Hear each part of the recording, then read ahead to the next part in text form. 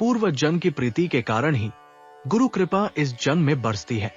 यदि किसी आत्मा का श्री कृष्ण के साथ पिछले जन्म में प्रेम रहा हो, तो इस जन्म में वही आत्मा राधा, गोपी या मीरा के रूप में जन्म लेती है।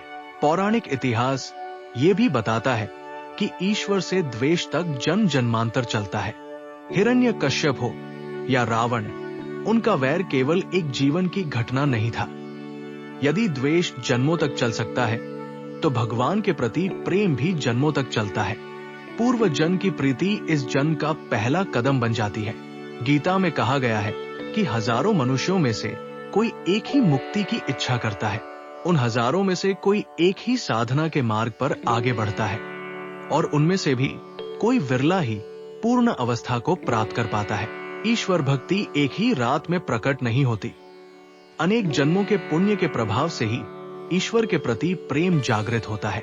ज्ञान का मार्ग भी अचानक आरंभ नहीं हो जाता। पूर्व जन्म के प्रयासों के कारण ही इस जन्म में ज्ञान की प्यास जन्म लेती है।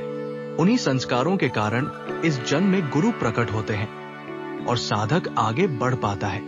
योग के मार्ग में प्रवेश करने में भी कई जन्म लग जाते हैं, क्योंकि इस मार्ग की कठिनाई साधारण नहीं होती। निष्काम कर्म की भावना भी एक ही जन्म में उत्पन्न नहीं होती। इसके लिए ईश्वर के न्याय पर पहले से ही गहरी श्रद्धा होनी आवश्यक है। अर्जुन और श्री कृष्ण का संबंध केवल उसी जन्म का नहीं था। नरनारायण स्वरूप में वे पूर्व जन्म में भी साथ थे। तभी महाभारत में भगवान स्वयं अपने भक्त मित्र का रथ हाँकते हैं। भगवान तभी आपका रथ हाँकते हैं जब पूर्व जन्म की कोई प्रीति हो। पूर्व जन्म की प्रीति के कारण ही गुरु आपको खोज लेते हैं, मार्ग दिखाते हैं और बाधाओं को स्वयं दूर करते हैं। गुरु अपने शिष्य की रक्षा जन्म जन्मांतर करते हैं। ईश्वर के साथ भावनात्मक और श्रद्धापूर्ण संबंध आवश्यक है। ये संबंध एक ही जन्म की भक्ति का परिणाम नहीं होता। मनुष्य अगले जन्म में भी अपनी आध्यात्मिक संपत्ति लेकर जाता है, वो खाली हाथ नहीं जाता। गीता कहती है कि यदि साधक इस जन्म में साधना पूर्ण न कर सके, तो अगले जन्म में वो संस्कारी और श्रद्धावान कुल में जन्म लेता है और वहीं से अपनी साधना आगे बढ़ाता है। हमारा वर्तमान जन्म पूर्व जन्म के कर्मों पर आधारित होता है। इस जन्म में जो भक्ति की संभावना दिखाई देती है, उसके मूल में भी पूर्व जन्म की भक्ति ही होती है।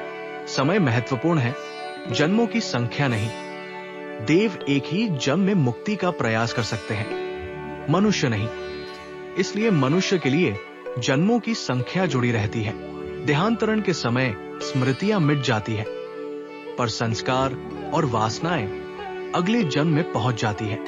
गीता में कहा गया है, जैसे वायु सुगंध को एक स्थान से दूसरे स्थान तक ले जाती है, अंततः किसी एक जन्म में निर्वाण की अवस्था प्राप्त होती है। इसके लिए पूर्व जन्म की विशेष प्रीति अत्यंत आवश्यक है। इस संसार में कुछ भी कारण के बिना नहीं होता। यदि पूर्व जन्म में प्रभु से प्रीति थी, तो इस जन्म में वही प्रीति फिर से अंकुरित होती है।